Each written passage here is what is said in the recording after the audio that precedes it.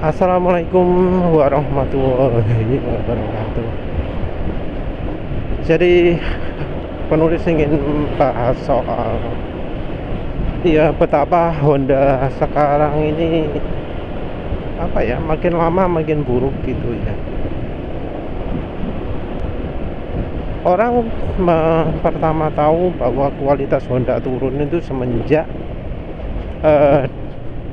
dari pengelolaan federal ya, ketika masih impor lalu berubah jadi buatan lokal, yang katanya sekarang itu bisa 95% buatan lokal. Entah ngitung persentasenya berdasarkan berat atau berdasarkan jumlah itemnya ya.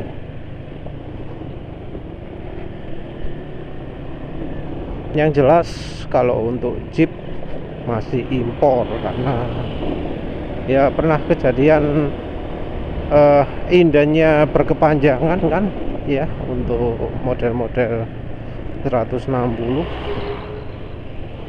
karena ya keterbatasan Jeep yang ternyata impor. Nah, turun kualitas ini nggak cuma dari sisi material saja ya. Kalau dari sisi material, ya dulu pernah Honda mengakui bahwa emang kalau buatan kalau untuk pasar lokal itu komponennya beda dari kalau untuk pasar ekspor. Jadi ada ya motor Honda yang diekspor. Ya seperti mesinnya Honda apa jenenge, CB150R Trister, apa jeneng sebelumnya, X-Motion, lupa lagi ya, pokoknya CB150 versi Thailand itu ternyata mesinnya adalah buatan Indonesia, tapi katanya kualitasnya beda. Entah bedanya di mana. Tapi ya sekarang ini sayangnya penulis perhatikan kok dari sisi desain juga makin kurang ya. Contoh soal desain itu, kalau di PCX 160 soal lampu, dudukan lampu, harusnya Honda sebagai pabrik yang berpengalaman berapa tahun lah itu, mulai tahun 60-an kan ya, tahun 60 sudah produksi, 57 sudah ada juga, sudah lebih dari 50 tahun iya sudah lebih dari 50 tahun, lebih dari 60 tahun. Tapi kok ya bikin dudukan lampu yang tegas gitu kok gak iso gitu loh. Apa sudah hilang tenaga ahlinya, insinyurnya itu? Apa sudah pensiun semua? 60 tahun nggak ada orang orang asli yang masih tetap kerja di Honda. Mestinya sudah pensiun semua. Apa sudah lenyap mereka itu? Yang kerja di Honda ini adalah mereka-mereka yang 60 tahun yang lalu masih belum lahir. Soal dudukan lampu goyang itu kan problemnya cuma sederhana, karena model dudukannya itu nggak cerdas, goblok, sehingga kalau jalan oplok-oplok, mudah rusak juga, sehingga ya lampu ketika dipakai goyang-goyang, apa-apaan itu. Terus soal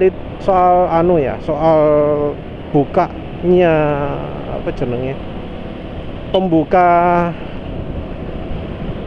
tutup bensin itu kan bermasalah juga. bermasalah kan. Tutup bensinnya kacau gitu kan, sehingga sering nyangkut. Dan ternyata penyebabnya salah satunya adalah kekencangan kawatnya yang nggak pas. Jadi kalau diganjel sendiri bisa. Loh ya apa sih? Kok lebih cerdas konsumennya daripada pembuat motornya? Kan parah itu. Mosok ya pabrik sebagai profesional pembuat apa jenenge? Pembuat motor kok nggawe tutupe bensin aja gak becus. Kalau untuk kasus rembes di PCX 160, menurut penulis itu bukan desain dari motor, bukan problem desain dari motor, tapi problem dari kualitas coolant dan juga kualitas pengerjaan silan dari pompa radiatornya. Jadi pompa radiator itu ada seal yang plastiknya itu padat, dan ternyata di beberapa unit plastiknya itu nggak mulus, ada pencos-pencos, bentuknya nggak pas gitu, sehingga nggak bisa terpasang dengan baik. Karena nggak bisa terpasang dengan baik, ya akhirnya bisa rembes. Begitu juga dengan kualitas coolant yang kurang baik, juga membuat lebih mudah rembes. Kenapa sebut kualitas coolant kurang baik? Karena begitu pakai yang kualitas coolantnya bagus, hasilnya adalah wis nggak rembes lagi. Jadi ada yang ganti merek coolant, udah nggak mengalami rembes. Yang jelas salah desain lagi itu adalah soal engine stopper. Jadi banyak masalah yang terjadi seputar engine stopper. Engine stopper itu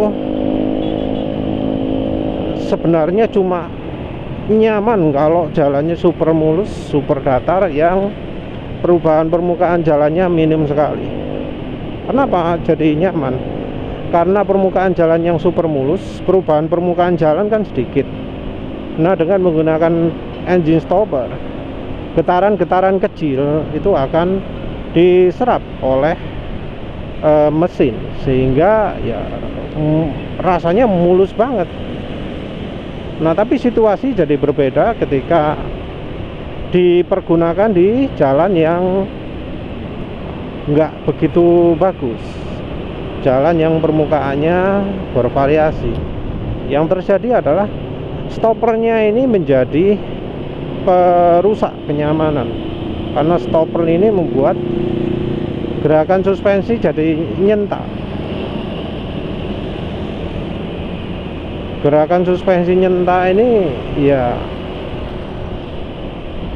akhirnya malah bikin orang-orang pada mengeluh sakit pinggang, bukan makin nyaman tapi makin nggak nyaman. Yang juga salah desain adalah dari sisi suspensinya. Suspensinya juga ya, suspensi itu didesain sehingga single action, padahal sebenarnya untuk dibuat double action itu bukan sesuatu yang mustahil. Karena kalau dari sisi untuk materialnya sebenarnya tidak begitu jauh bedanya, cuma per yang ada sekarang ini diganti dengan klep, sehingga hambatannya tidak searah tok tapi dua arah. Ya lagi-lagi ya kondisi lagi-lagi suspensi itu didesain berdasarkan asumsi bahwa jalannya super mulus, super datar. Mengapa kok suspensi seperti itu enak di jalan super mulus, super datar? Karena kalau di jalan super mulus, super datar, perubahan permukaan jalan cuma terjadi sesekali atau enggak banyak, sehingga pergerakan suspensi itu minim. Nah, karena yang ketika suspensi kena benturan, ketika ban kena benturan di jalan itu nggak kehambat gerakan suspensinya, yang kerasa di badan itu jadi minim. Tapi situasi berubah ketika pergerakan suspensi itu terusan naik turun gitu ya, dalam amplitude, dalam goncangan yang banyak. Nah, kalau sudah begini, suspensi yang single action ini malah jadi kelemahan. Karena apa? Karena kalau dihambat cuma searah, sementara itu suspensi naik turun terus, akhirnya makin lama makin pendek. Suspensi itu makin lama makin menyempit gitu ya. Akhirnya lama-lama jarak main suspensi habis. Yang kalau jarak suspensi habis ya mentok, akhirnya ya nggak nyaman, sakit pinggang guys.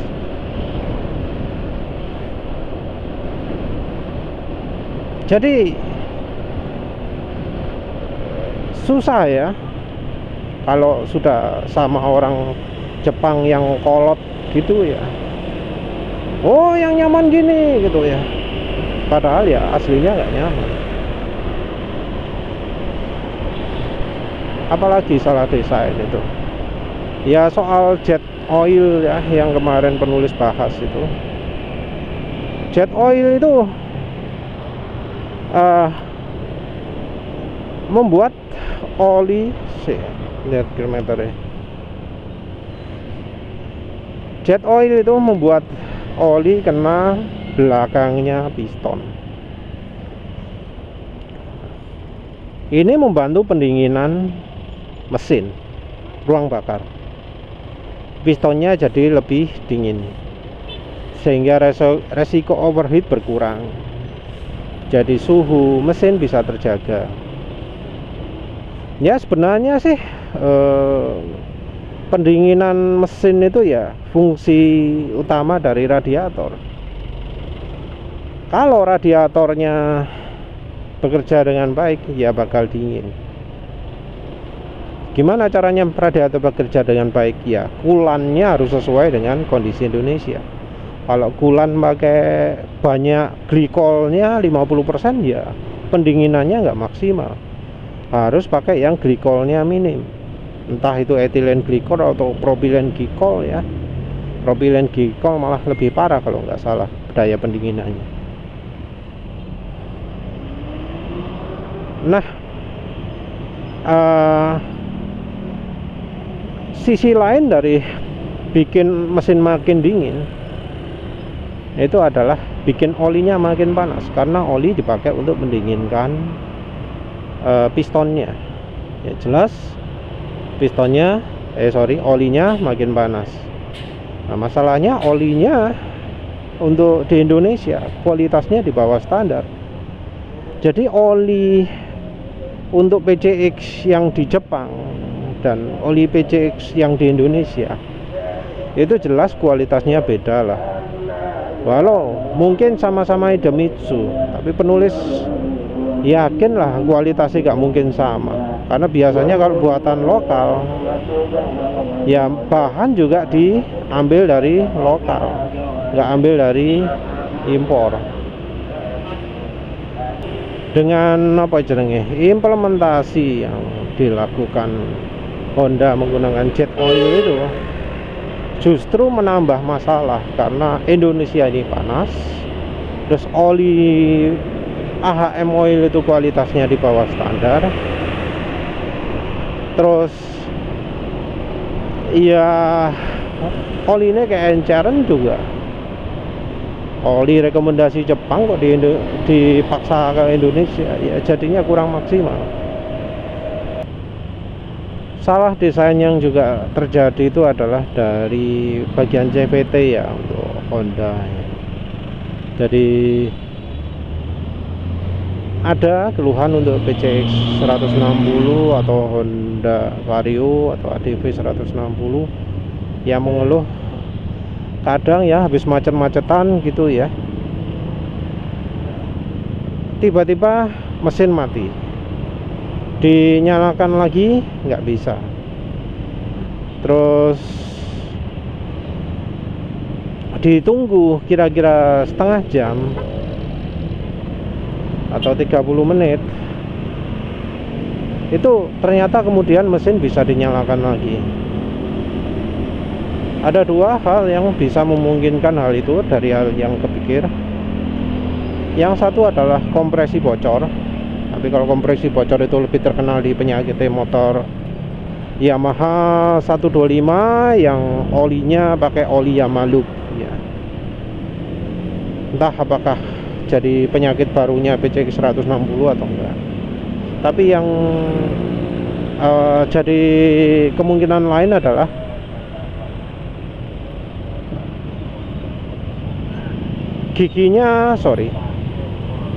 kampas koplingnya overheat sehingga kopling gandanya nempel, ceket, nyangkut ke kampas ke rumah koplingnya. Jadi yang bikin menduga hal ini yang terjadi adalah karena beberapa orang menyebutkan motornya nggak bisa didorong, nggak bisa bergerak, jadi didorong nggak mau, nyangkut gitu ya. Baru setelah ditunggu 30 menit baru mau didorong lagi. Nah itu menurut penulis karena kampas koplingnya overheat terus nyangkut. Bisa terjadi seperti itu mengapa? Ya menurut penulis karena desain kampasnya ya. Yang pertama adalah kisi-kisinya yang malah dikurangi ya.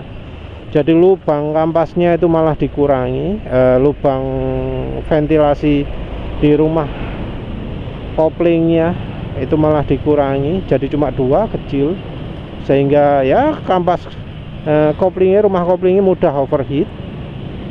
Yang kedua kampasnya itu loh ukurannya masih tetap kecil, sehingga gripnya nggak kuat. Karena gripnya nggak kuat, sering selip. Karena sering selip ya bikin panas, overheat. Jadi seperti itu yang penulis juga. Atau juga bisa juga karena per dari kampas gandanya itu terlalu keras. Karena terlalu keras, nempelnya itu nggak bisa pas gitu ya, nggak bisa bener-bener mantep gitu karena ketahan sama pernya. Ya seperti itulah yang menurut penulis salah desain. Itu dari sisi kampas gandanya. Katanya dibuat kecil seperti itu untuk mengatasi masalah gredek. Entah ya, kalau masalah gredek rasanya masih ada aja ya yang mengalami. Jadi ya lagi-lagi ya, orang Jepangnya itu nggak pinter. Malah sekarang banyak yang bermasalah ya, justru karena untuk mengatasi gredek tapi kok malah jadi timbul masalah lain. Itu kan nggak sip. Terus yang kedua itu entah mengapa CVT-nya PCX itu yang baru, yang 160 itu lebih bergetar daripada yang lama. Jadi suaranya juga lebih berisik, terutama ketika idling. Jadi ketika idling getarannya luar biasa, tapi begitu jalan halus lagi. Nah, kalau penulis sih curiganya itu karena desain dari bentuk rollernya. Rollernya nggak imbang gitu ya. Rollernya terlalu nggak simetris. Karena terbukti kalau rollernya diganti dengan punya Vario 160, bukan Vario 160, Vario 125, itu oke. sudah bebas, jadi enak halus lagi. Jadi ya problemnya gara-gara rollernya itu nggak imbang, nggak simetris. Ya lagi-lagi ya entah mengapa kok bisa terjadi seperti itu. Kok seakan-akan motornya itu nggak dicoba dulu di jalan, nggak di apa jenenge, nggak di trial dulu. Seakan-akan wah pakai ini pasti sip, pasti ini pasti sip, sok pede, padahal ya malah menimbulkan masalah. Ya sayangnya sekarang Honda seperti itu ya, Honda seperti itu ya. Kalau seperti itu terus ya rasanya konsumen juga makin lama makin kapok ya. Ya terbukti ada beberapa teman penulis yang punya motor Honda kok sekarang nggak pakai lagi, nggak pakai motor Honda lagi. Entah motornya sering rusak atau apa, tapi ya nggak enak gitu loh kalau punya motor lebih sering di bengkel daripada dipakai. Walau itu misalnya garansi macam-macam, tapi ya kalau motor sering bermasalah ya gak enak lah ya, karena tujuannya motor mau dipakai terus. Kalau motornya nggak reliable ya untuk apa gitu ya. Mungkin ada sih yang pakainya sekali-sekali, tapi kan nggak semua orang beli motor hanya untuk dipakai sesekali ya. Ya wes ya, itu aja. Yang jelas ya itu situasi pabrikan motor Honda jadi makin nggak sip. Ya wes begitu saja. Terima kasih udah menonton. Assalamualaikum warahmatullahi wabarakatuh.